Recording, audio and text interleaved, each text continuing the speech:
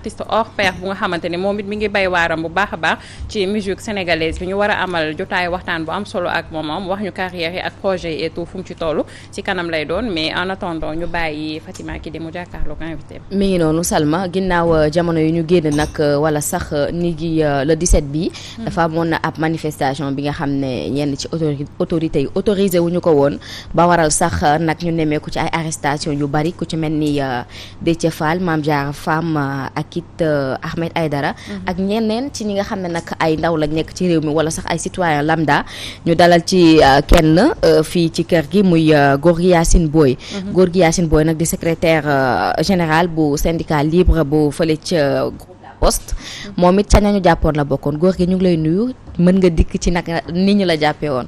waaw maa ngi lay sant encore une fois bon le 17.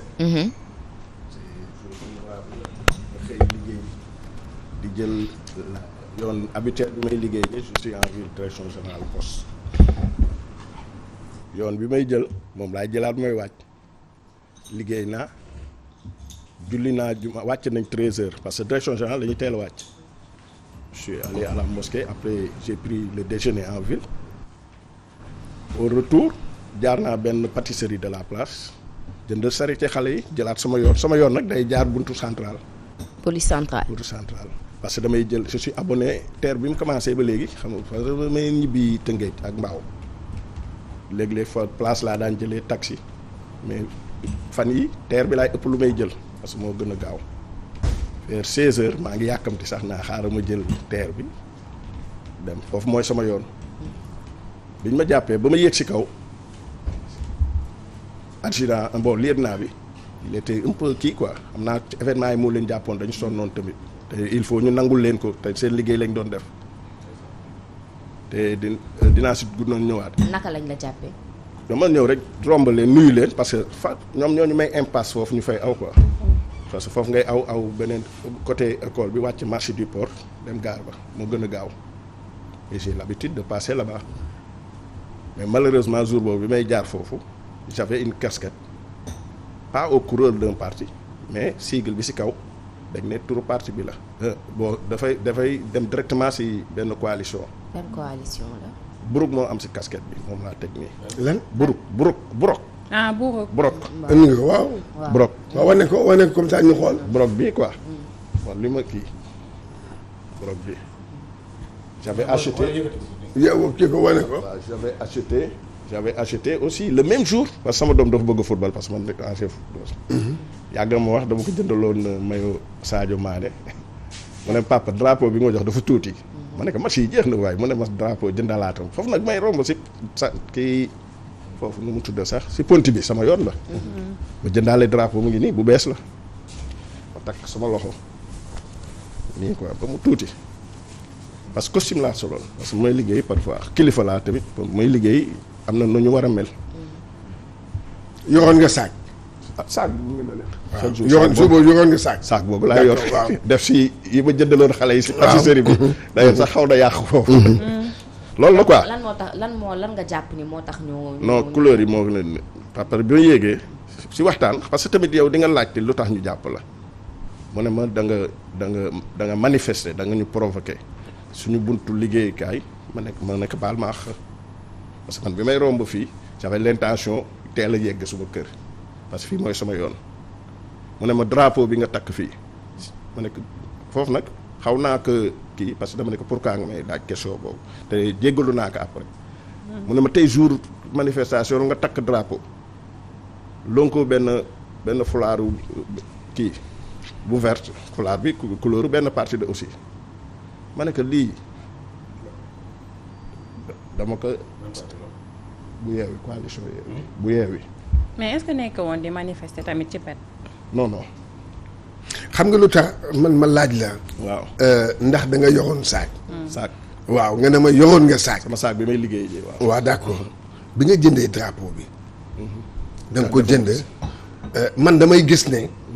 sama xalaat la waaw non waaw mooy xalaatu. takk bi nga takk sa loxo sa loxo drapeau bi sax moo provocation la.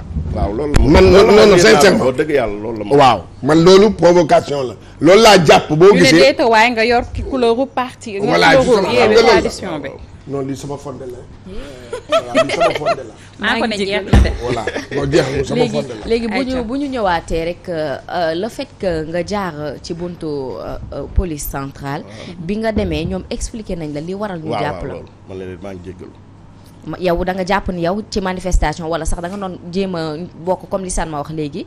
cokkaas non mais non soo parce que demee ba parce que man jéggalu. dama jox cër ñooñu am leen jox cër. soo jéggaloo sëñ bi ça veut dire que da nga gis ni xëy na da nga da nga da nga parce que nit ki bu ne yow da nga ma fóote. tooñ da nga ñëw ba sama bérébu liggéeykaay offensé ma provoqué ma. micro bi donc s'il te plaît. waaw doo ko léegi mën naa xam lan ngay ñaawlu arrestation bi wala anam bi ñu la arrêté autant pour moi dañ la malmené wala qu'est-ce qui s'est passé loo ciy ñaawlu carrément. bon ñaawlu parce que bett na ma parce que foogoon naa ne takk drapeau bi du provocation jour boobu. loolu laa jàpp sama xel bu gàtt. bu doon casquette bi. kii wu yeewi. waaw boobu mu ngi sama biir costume biñ ma simmee lañ ko gis. parce que costume laa sol. mais c'était pas visible. c'était pas visible tant que simmi. costume nga sol costume bi mais boo ko verre bi braillé nekk bi couleur verre bi bi day ne si kaw quoi. mu ngi feeñ waaw nii. si kaw waaw. non c'est que Gorgui booy man je trouve que dégg nga yow maanaam yow yaa tooñ sa bopp. maa tooñ sama bopp. man su ma gisee police xam nga am na yoo xam ne maanaam Olof Njaay dafa ne yoonu jàmm sorewul yoonu jàmm sorewul dëgg la foofu moo doon sa trajet mais mënoon nga man xam naa Dakar waaw xam naa fi ngay liggéey direction poste waaw am na beneen yoon boo xam ne mënoon nga ko jël dem jëli teer bi waaw. man des fois damay jël teer bi mooy jógee biir Dakar am na beneen yoon boo xam ne doo jege sax centrale xam nga loolu tam am na bu fekkoon ne xam nga parce que dafa am ay moments yoo xam ne il faut nga comprendre waaw.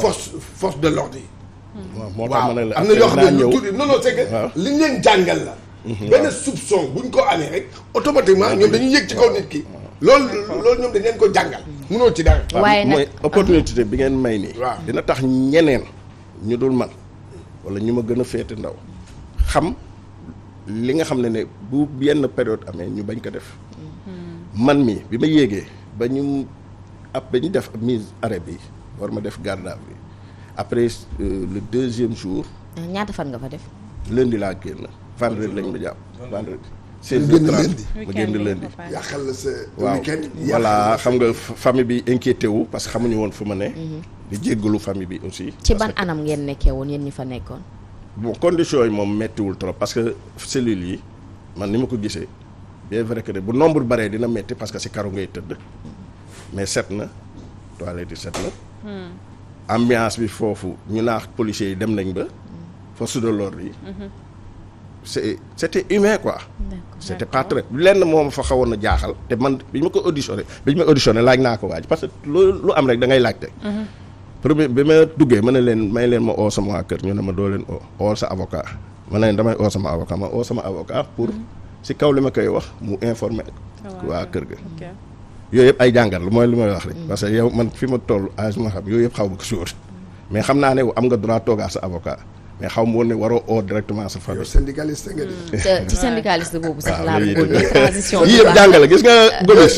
non syndicaliste nga de te xam naa non c'est que. C'est important. waaw loolu la xam nga syndicaliste man xam naa. waaw. seen maanaam xam li nekk seen bopp. il faut les quoi. voilà loolu la quoi. mais est-ce que du provocation bi sax parce que. loolu la liir naa di tudd sax. wala sax li nga bokkee ci groupe La Poste par rapport ak scandale yi fa amoon jamono yi passé est-ce que du loolu it moo gënoon yokk tax nga def loolu lay romb di leen moo def provoqué. jaaru kii. waaw. non Mise en scène. man nag boobu du ma tooñ quoi du ma pro parce que man nekk naa agent de guichet nekk naa receveur. comme fan yi li ñuy vivre. maa ngi jégalu digression la maa ngi siy dugg si wax. nous on agresse ba tey nii si parce que on n'arrive pas à satisfaire yenn clients yi. xam ngeen situation poste di départ ngeen si wax ngeen si. homme de loi bi ma jàpp ma gërëm ko remercier parce que on a sympathisé foofu. yàlla moo def ñu teel ma bàyyi man dong lañ bàyyi si ñu jàpp ñëpp maa ngi ko yëg démb. di ñaan yàlla ñi fa des yàlla may leen liberté parce que dafa metti tamit ñu tëj la benn fan rek wala yenn heure xalaatuma ko woon mais dafa metti mais tamit expérience la.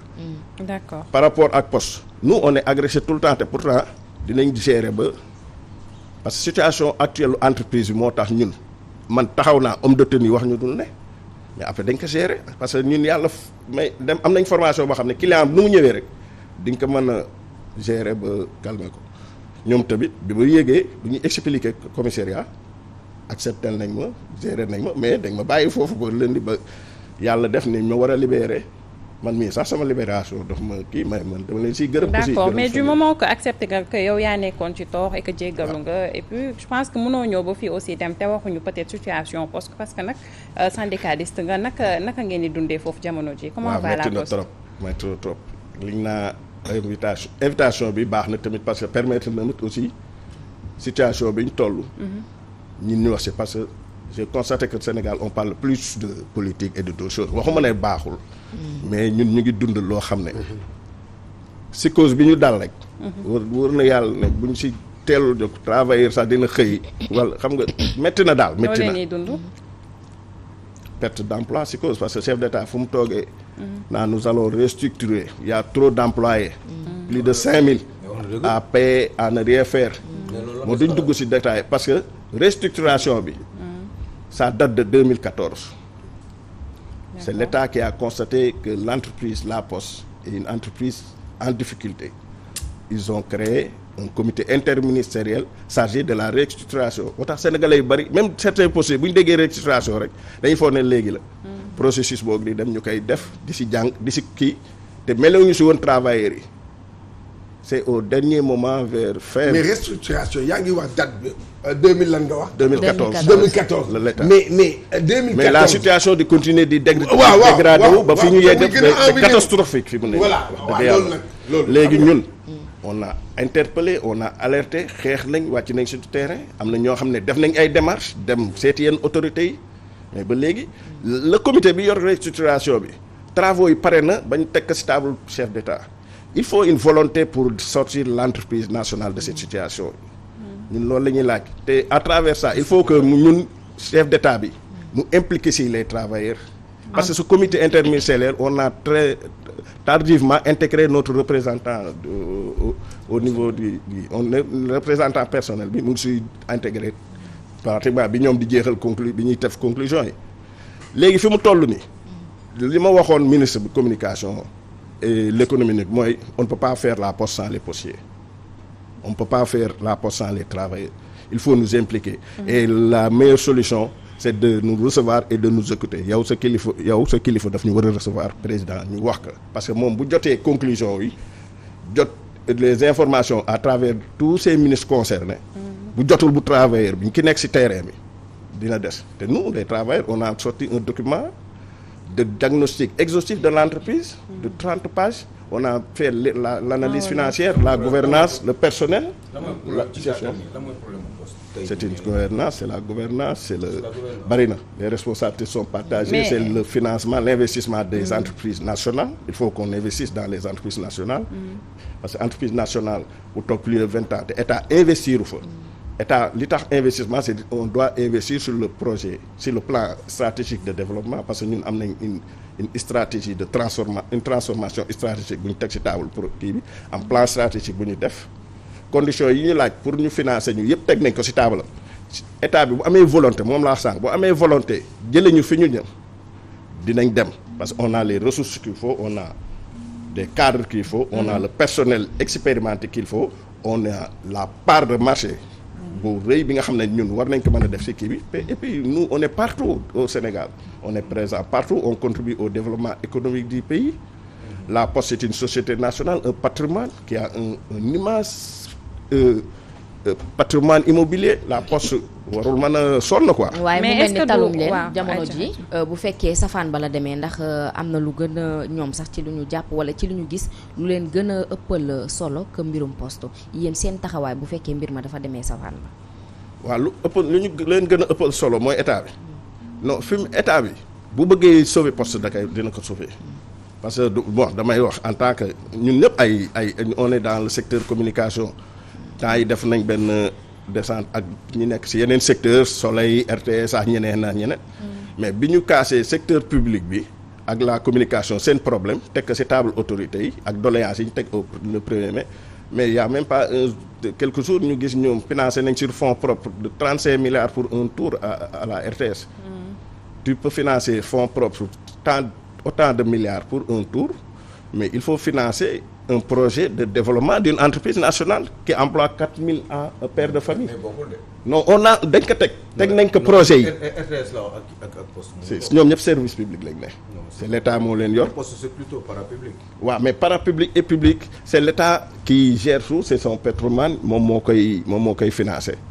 RTS bu ko état financé wul du am yenn moyens yi du mën a dem. mais est-ce que du détournement yi ñuy dégg poste tey moo yóbbu poste ci guuta yi nga xam ne ci la ne jamono ji. non détournement ñun lu ñuy ñaawlu la ci institution financière. teg nañ lépp loo xam ne waru fa am. nous on a des corps de contrôle interne. lu tax dégguñu leen ngeen ñaawlu ko en tant que syndicaliste. si ñaawlu nañ ko mais nag boo koy ñaawlu tamit ci kaw ñaawlu bi. avec la façon ngeen ko defee. ñaawlu nañ ko. bu baax ba ñëpp dégg ko waaw ñëpp dégg ko. et les états financiers de la poste. waaw état financier yi pare nañ parce que déposé nañ ko. waaw parce que loolu déposé nañ ko tout récemment ba ARTP. ak cabinet bi ko certifié kii ko. mais état benn année 2022 wala 2021 j'imagine wala. non dañu amoon nañ nekkoon en retard.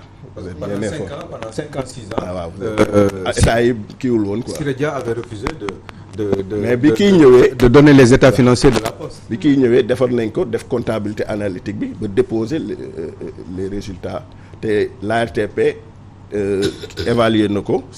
cabinet bi certifié na ko on attend l'État. est-ce que information bi wax ni poste pratiquement jëloon nañ 30 milliards yoo xam ne dañ ko joxoon nguur gi pour jàppale ko est-ce que am na wala amul.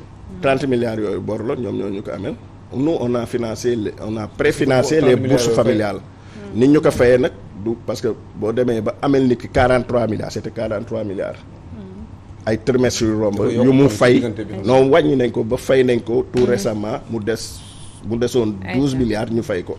mu ngi noonu état bi société buy lebale xaalis war na mën a régler problème. ñun duñu lebale dañuy préfinancer ñooy fay yow yaa wax nañ ko yéen a jox état. non jox ñu état on préfinance bon les bourses d'accord. l'état rembourse mais bu rembourser day yeex. ñu préfinancer boobu moom loolu. mun nga préfinancer seen bopp pour organiser vos stratégies d'investissement pour gën a développer la structure de la poste. non ku mën a def loolu kay.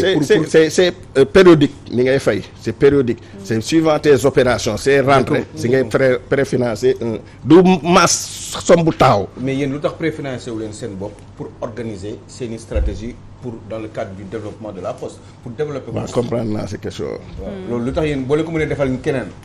non préfinancement il faut nga comprendre mécanisme bi. ah bon si je sais. c'est pas une somme bu taxaw. boo xam ne kii na yow nga ñëw def une opération pour envoi xaalis bi nekk ci bureau boobu dañ ciy fay keneen bourse. loolu mooy préfinancement am na solo ñu lay jaay. loolu nag moo ñu sonaloon parce que bi mu demee ba bari. ñun dootuñu mën a parce que ils sont très nombreux à la poste. ku ñëw indi ay décrié nañ ko wax naa ko masse salariale bi c'est hyper important. et les pratiquement la moitié des travailleurs de la poste ne servent pas à grand chose. loolu la ñu war a wax donc Macky Sall bu waxee loolu xëy na peut-être dafa nekk poste moo nekk en alerte loolu moo tax ñuy war cee jóg parce que ku ñëw rek. da ngay indi say nit yaa ngi dégg poste bari na waa Thiès trop parce que Siré Dia moo fa nekkoon poste bari na waa yaa ngi sourire waa Kolda parce que Bibi Baldé moo fa nekk avant seen xaw ma nu mu tuddoon séeréer bi la Thior c'était pareil kooku moom daanaka sax contrat spécial la doon dundee ndax téye nañ ko poste pendant des années alors que il était à la retraite problème poste c'est beaucoup plus large problème d'organisation la